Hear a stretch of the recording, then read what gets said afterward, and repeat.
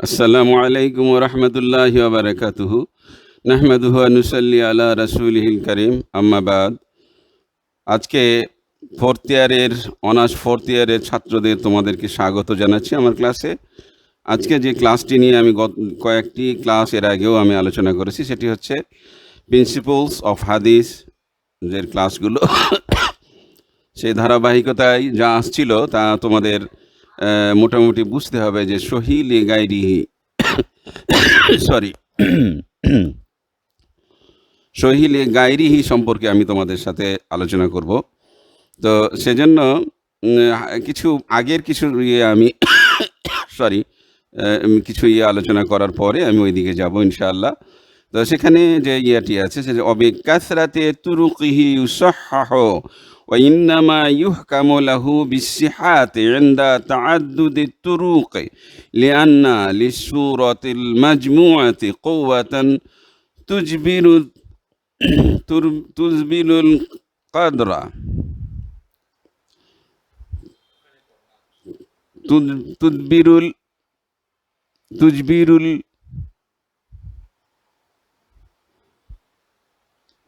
তুজবিরুল আমি এটা ক্লিয়ার হচ্ছে না আমার কাছে, তুজবিরুল কাদরা হবে। তুজবিরুল আমি যা বলছিলাম তোমাদের, তুজবিরুল কাদরা আল্লাযী কাসরা বিহি দাবতুর রাবিস হাসান আনির রাবি ইস-সহিহ ومن ثم يطلق الصحة على الإسناد الذي يكون حسنا لذاته لو تفرد إذا تعدد، وهذا حيث ينفرد الوصف। অর্থাৎ আমি তোমাদের হাসানলে জাতিহির যে ইয়েগুলো সেটি বলা হয়েছিল যে হাসানলে জাতিহির হাদিসের সনদ সংখ্যা যদি অধিক হয় তাকে বলা হয় সহিহ লে গায়রিহি। আমি কি বোঝাতে পারছি যে সহিহ লে গায়রিহি, যেটা আমরা সহিহ লে জাতিহি এবং সহিহ লে গায়রিহি এটি নিয়ে আমি গত ক্লাসে আলোচনা করেছিলাম। এবং সহিহ লে গায়রিহি বলছে যে হাসান লে জাতিহি যেটাকে আমরা এর আগে হাসান লে জাতিহি দিয়েছিলাম, যখন এদের সনদ সংখ্যা যখন বেশি হয়ে যায় তখন আমরা সেটাকে বলছি সহিহ লে গায়রিহি।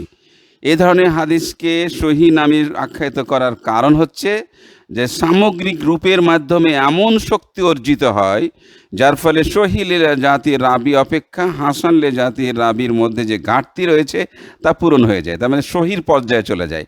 হাসান লে জাতিহির এত বেশি ব্যাপকতা এটার মধ্যে এসে যায় যে তার সামগ্রিক রূপের কারণে সহিহ লে জাতিহির পর্যায়ে এটি সহিহ লে জাতিহির রাবির অপেক্ষা হাসান লে জাতিহির রাবির মধ্যে যে ঘাটতি রয়েছে সেই ঘাটতিতে যখন পূরণ হয়ে গেল তখন আমরা সেটিকে বলছি সহিহ লে গায়রিহি।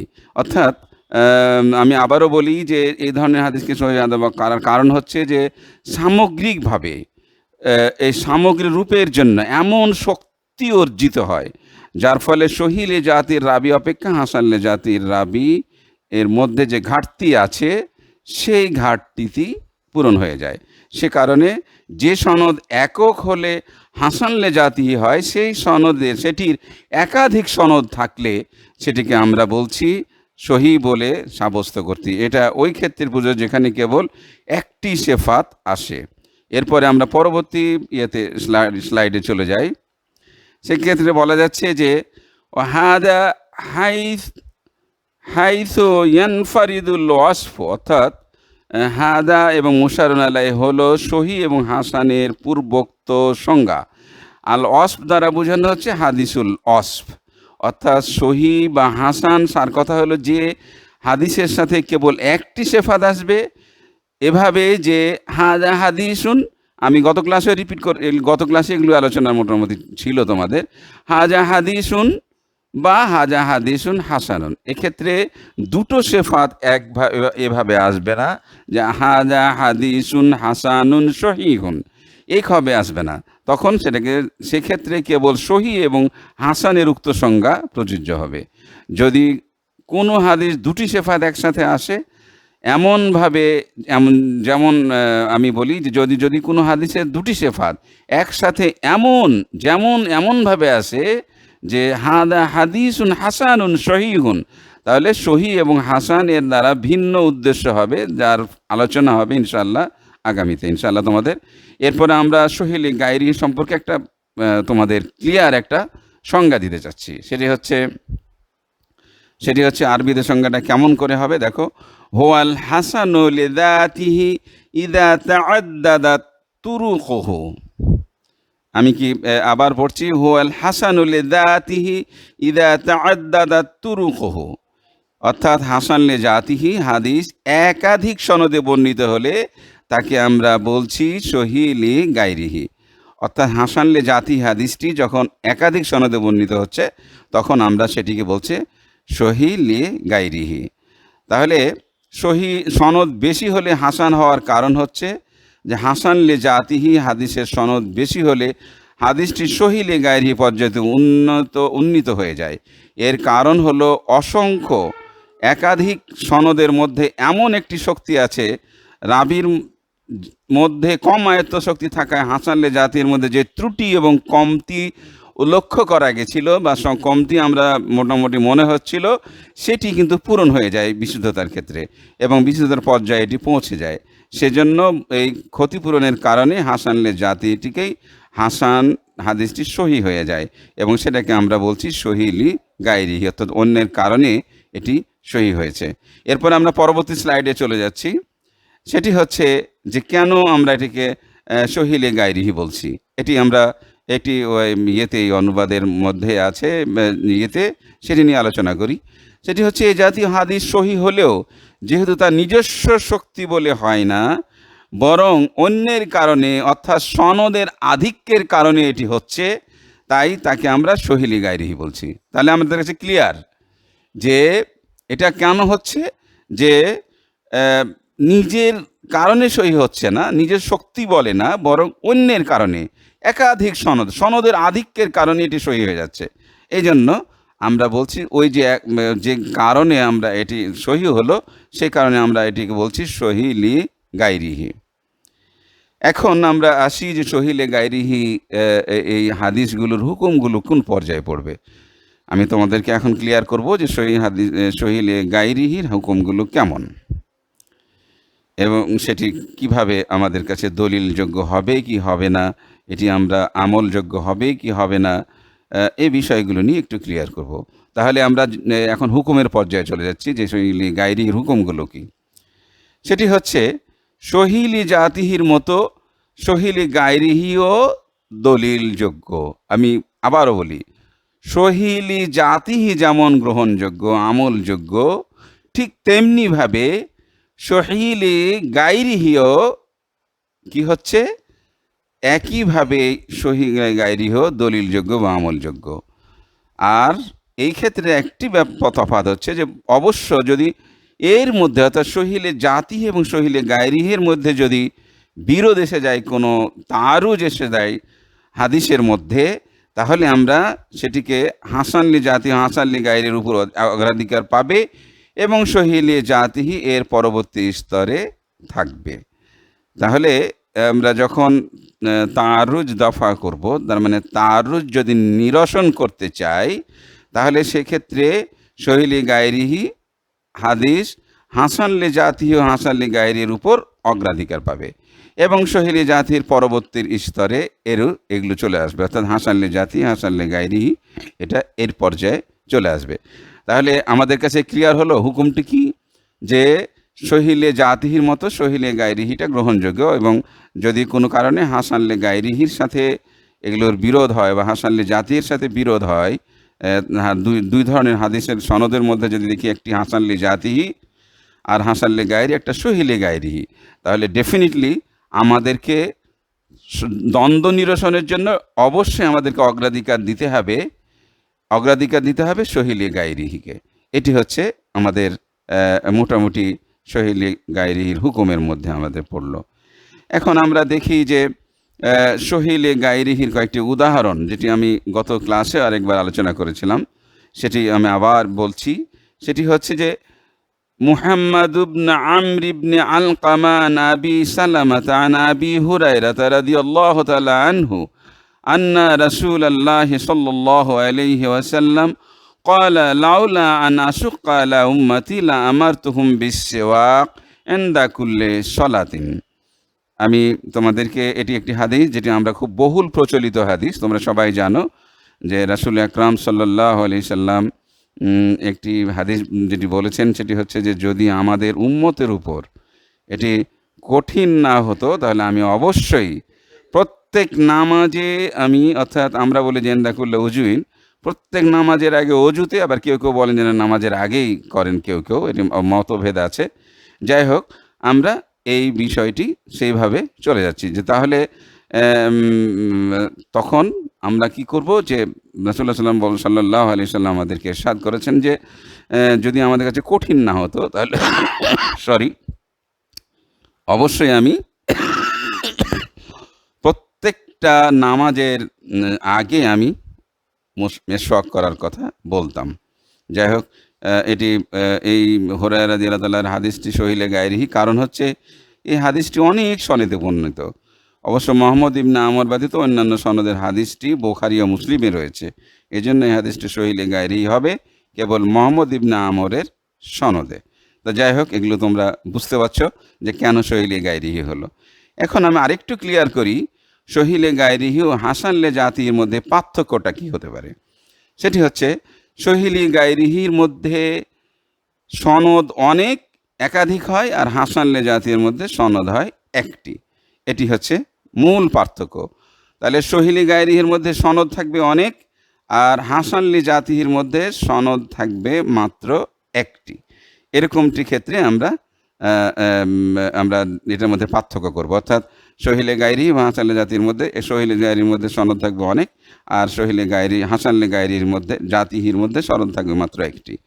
আমরা পরবর্তী স্লাইডে চলে যাচ্ছি, সেটি হচ্ছে দেখো কি আছে, এটা আমরা একটু আরবি ইবারতগুলো পড়ি, অর্থাৎ আমি যদি বুঝাতে চাই যে তোমাদের শরহ নুখবাতুল ফিকার এই মূল এবং সাথে শরাহ সহ আল্লামা ইবনে হাজার আসকালানী রহমতুল্লাহ আলাইয়ের ইবারতগুলি তোমাদের সামনে আগে পড়ি, তারপরে দেখা যাক এটা অনুবাদের মধ্যে। ফাইন জামা আইয়ু সহিহ ওয়াল হাসান ফি ওয়াসফিন ওয়াহিদিন كقول الترمذي وغيره حديث حسن صحيح فللتردد الحاصل من المجتهد في الناقل هل اجتمعت فيه شروط الصحة أو قصر عنها، وهذا حيث يحصل منه التفرد بتلك الرواية، وعرف بهذا جواب من استشكل الجمع بين الوصفين فقال الحسن قاصر عن الصحيح كما عرف من حديثهما، ففي الجمع بين الوصفين إثبات لذلك القصور ونفيه ومحصل الجواب أن تردد أئمة الحديث في حال ناقله اقتضى للمجتهد ألا يصفه بأحد الوصفين فيقال فيه حسن باعتبار وصفه عند قوم صحيح باعتبار وصفه عند قوم، وغاية ما فيه أنه حذف منه حرف التردد لأن حقه أن يقول حسن أو صحيح، وهذا كما حذف حرف العطف من الذي بعده على ذلك، فما قيل فيه حسن صحيح دون ما قيل فيه صحيح لأن الجزم أقوى من التردد، وهذا حيث التفرد। আমি এটির অনুবাদে আবার চলে যাচ্ছি, তোমাদের দেখো যেটি বলা হচ্ছে যে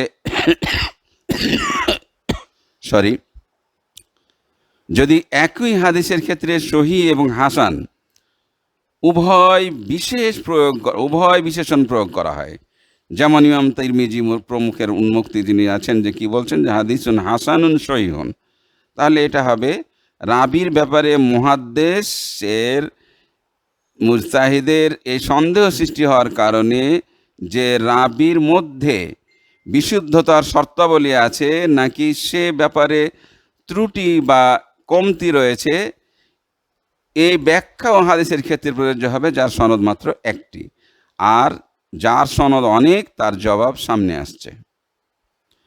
এই আলোচনা দ্বারা তাদের জবাবে জানা গেছে যারা হাসান সহি সিফাত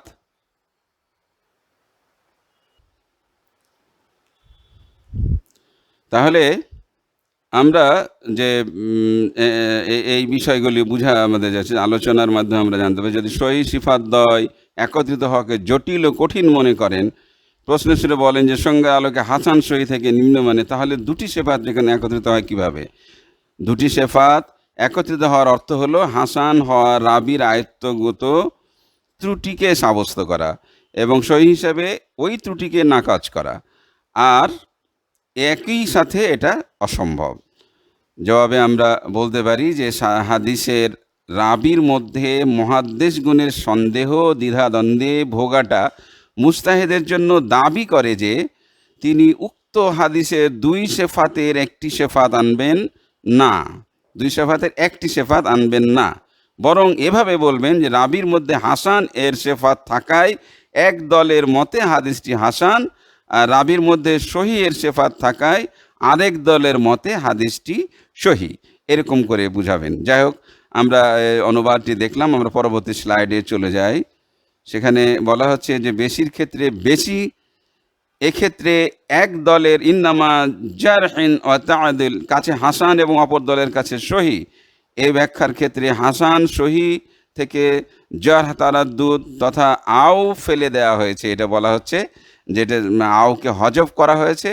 এখন প্রশ্ন করা যেতে পারে যে কেন না উচিত ছিল এভাবে যে হাসানুন আও সহিহুন। জবাব হলো এখান থেকে হরফে আতকে আওকে ওইভাবে ফেলে দেওয়া হয়েছে যেভাবে এর পরে দ্বিতীয় জবাবের মধ্যে থেকে ফেলে দেওয়া হয়েছে।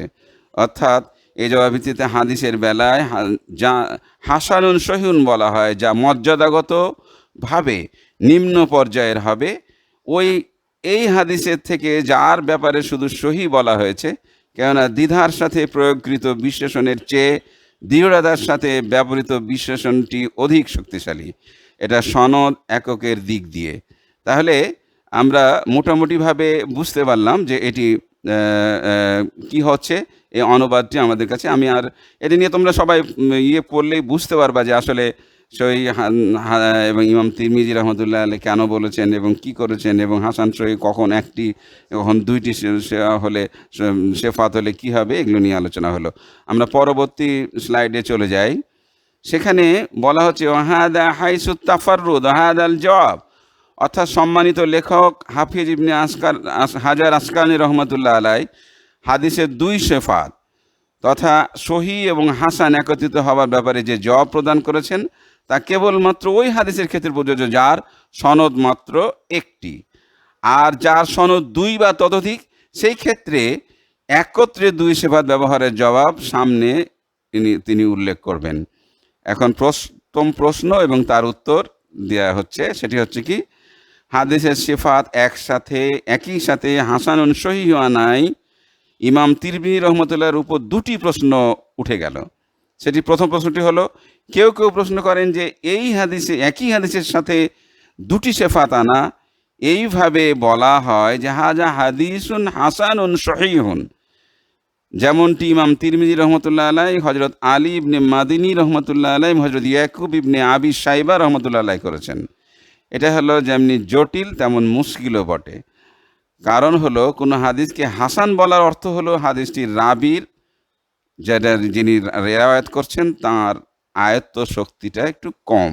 তার মানে তিনি যে হাদিস শুনেছেন, যিনি শ্রোতা রাসূলুল্লাহ সাল্লাল্লাহু আলাইহি ওয়াসাল্লামের মুখ থেকে যিনি শুনেছেন, তাদের কাছ থেকে যারা শুনেছেন তাদের স্মৃতিতে একটু দুর্বলতা আছে, তারা সব সময় সব কিছু ধরে রাখতে, অর্থাৎ রিটেনটিভ ফ্যাকাল্টি যেটিকে বলা হয়, এটি তাদের একটু কম কার্যকরী হয়ে থাকে।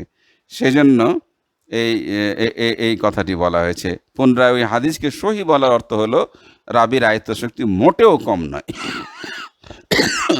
সরি, আজকে বারবার কাশির মধ্যে দিয়ে চলে আসছে, আসলে সিজনটা ভালো না মনে হয়, বরং পূর্ণ মাত্রায় রয়েছে। সুতরাং একই রাবির একই সময় আয়ত্ত শক্তি কম হওয়া এবং পূর্ণ হওয়া একটা অপরটির যেমনই বিপরীত তেমনটি এটা সম্ভবও না। কাজেই আমাদেরকে বোঝা গেল যে তাহলে আমরা যে একই সাথে কম হওয়া এবং পূর্ণ হওয়া এটা যেমন বিপরীত তেমন এটা সম্ভবও না। তো সম্মানিত লেখক এই প্রশ্ন দুটি উত্তর প্রদান করেছেন এভাবে যে একটি উত্তর ওই হাদিসের ক্ষেত্রে প্রযোজ্য যে হাদিসের সনদ মাত্র একটি, আর অপর উত্তরটি হলো ওই হাদিসের যা একাধিক সনদে বর্ণিত। তাহলে আমরা ক্লিয়ার হলো আমাদের কাছে এই বিষয়টি। আমরা পরবর্তী কথায় চলে যাই, পরবর্তী স্লাইডে চলে যাচ্ছি। সেটি হচ্ছে যে আমরা পরবর্তী স্লাইডে যাচ্ছি, সেক্ষেত্রে যে হাদিসের সনদ মাত্র একটি,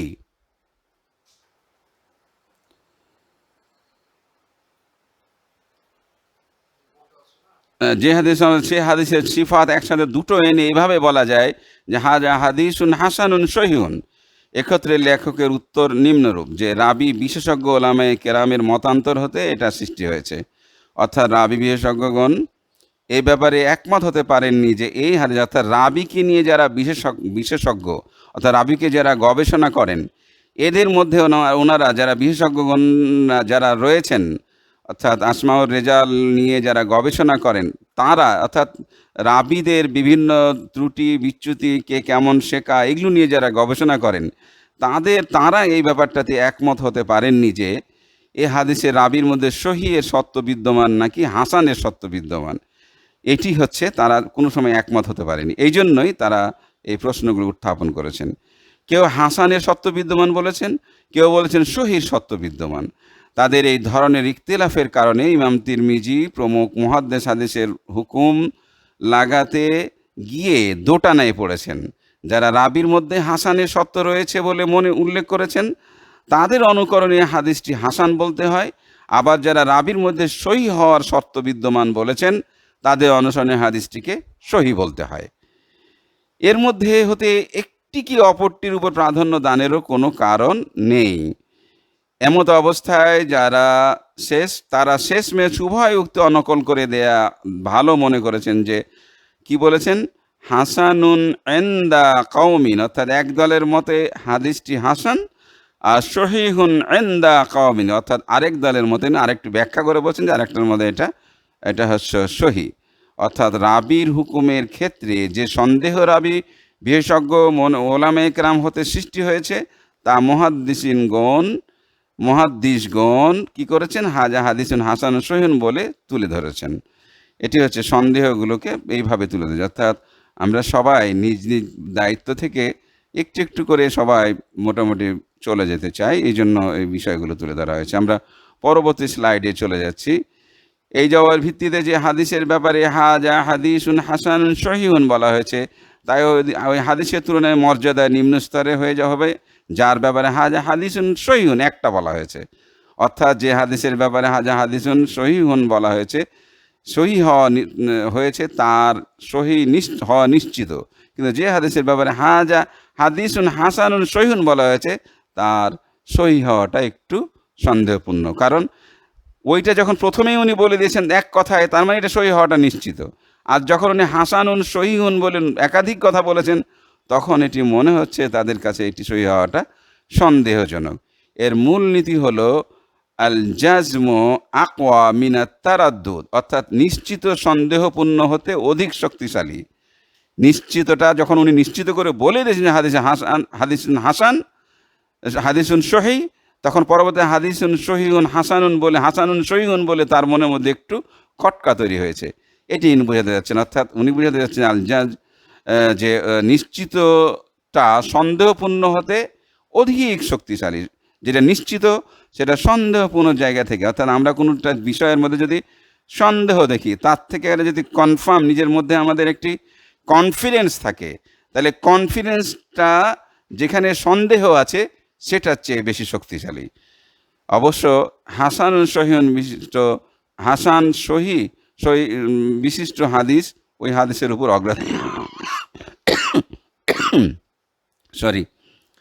বিশিষ্ট হাদিস ওই হাদিসের উপর অগ্রাধিকার রাখে, যার ব্যাপারে শুধু হাসান শব্দ আছে। এটি আবার ভিন্ন কথা যে হাসান সহিহ যেখানে আছে সেটি শুধুমাত্র হাসান থাকলে তার উপরে সেটা অগ্রাধিকার পেতে পারে।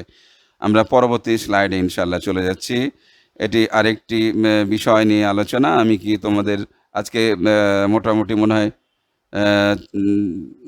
মোটামুটি অনেক ইয়ে আছে, দেখা যায় কি করা যায়। ইল্লা আই ইদা লাম ইয়াহসুলি। তো সময় স্বল্পতার কারণে আমরা পরবর্তী ক্লাসে ইনশাআল্লাহ স্বল্পতার কারণে আমরা পরবর্তী ক্লাসে ইনশাআল্লাহ পরবর্তী এবারত নিয়ে আলোচনা করব। তাহলে আমরা যদি ব্যাকে যাই তাহলে আমরা কি বুঝলাম, এই বিষয়গুলো নিয়ে আমরা আলোচনা করি। সেটি হচ্ছে যে এই জবাব আমরা দেখলাম যে হাদিসের ব্যাপারে হাজা হাদিসুন হাসান সহিহুন বলা হয়েছে, তা ওই হাদিসের তুলনায় মর্যাদা নিম্ন স্তরের হবে যার ব্যাপারে হাজা হাদিসুন সহিহুন বলা হয়েছে।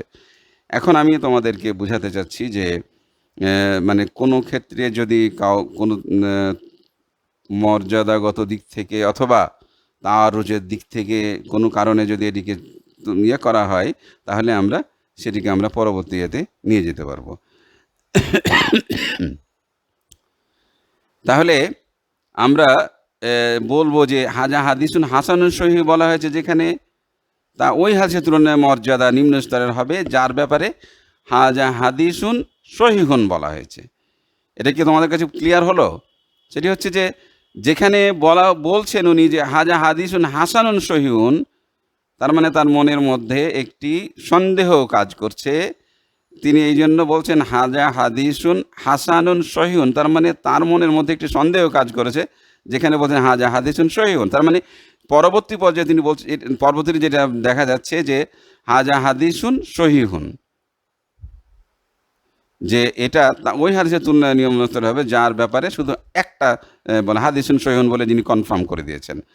তার মানে সন্দেহ বা কনফিডেন্স মানুষকে মানে একটা জিনিসের মধ্যে বা কোনো রাবির মধ্যে বা রাবি বিশেষজ্ঞ যারা আছেন তারা এমন একটা জিনিসকে তুলে ধরেছেন,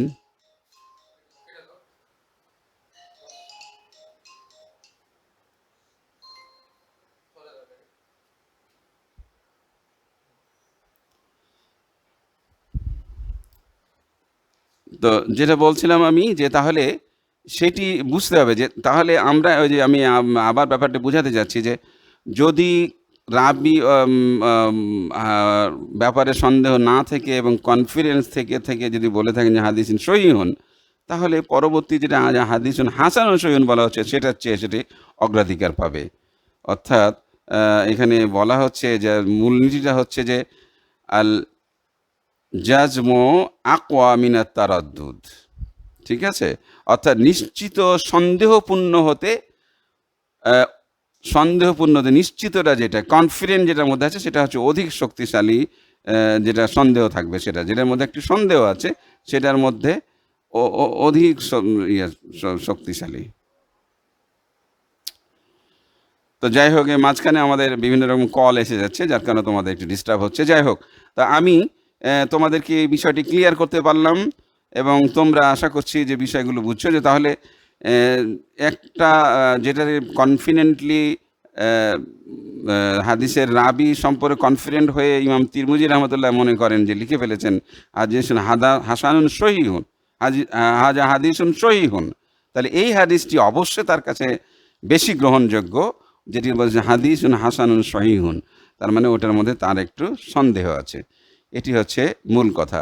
তো এই হচ্ছে তোমাদের সহিলে গায়রিহি সম্পর্কে হাসানলে জাতি এবং বিভিন্ন রকমের যে একটু কথাগুলো বলা হলো, তোমরা ইনশাআল্লাহ এগুলো আরেকটু পড়ে নিবা। তোমরা পড়ে নিয়ে আমার এবারতগুলো দেয়া আছে, সেগুলো দেখে তোমরা বুঝতে চেষ্টা করবা, ইনশাআল্লাহ তোমাদের বোধগম্য হবে।